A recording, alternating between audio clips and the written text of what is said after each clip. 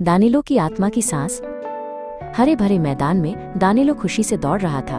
ठंडी हवा उसके गालों को सहला रही थी और सुंदर जंगली फूल उसका अभिवादन कर रहे थे। वाह, मुझे बहुत अच्छा लग रहा है। कुछ देर बाद दानिलो घास पर गिर बैठा। हाफ, मैंने बहुत दौड़ लिया, अब सांस नहीं ले पा रहा हूँ। उसका दिल तेज धड़क रहा था और सांस फूल रही थी। अब वो और नहीं खेल सका। तभी दादाजी धीरे धीरे पास आए। बेटा, अगर इंसान सांस नहीं लेता तो वो जी नहीं सकता। दादाजी की गर्मजोशी भरी आवाज सुनाई दी। वो स्वयं सबको जीवन और श्वास और सब कुछ देता है। प्रेरितों के काम शाम के 5:25।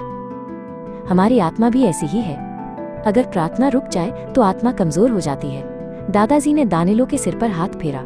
जागते रहो और प्रार्थना करो कि तुम परीक्षा में ना पड़ो। मत्ती 26:41।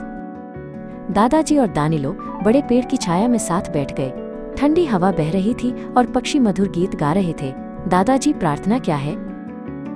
वचन परमेश्वर का दिया हुआ उपहार है। दादाजी ने बाइबल खोली और कहा, वचन हमारे हृदय को जीवन देता है और अंधकार में मार्ग दिखाता है। आत्मा ही जीवन देता है, शरीर से कुछ लाभ नहीं होता।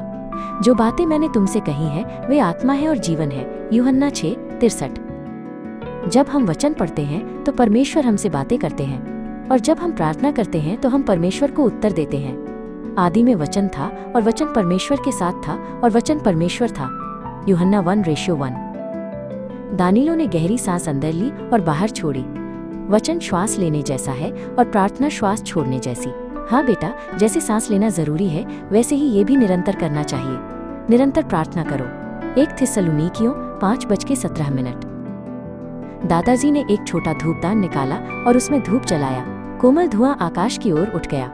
प्रार्थना परमेश्वर के पास उठने वाला सुगंधित उपहार है। मेरी प्रार्थना तेरे सम्मुख धूप के समान मानी जाए। भजन संहिता 141:2।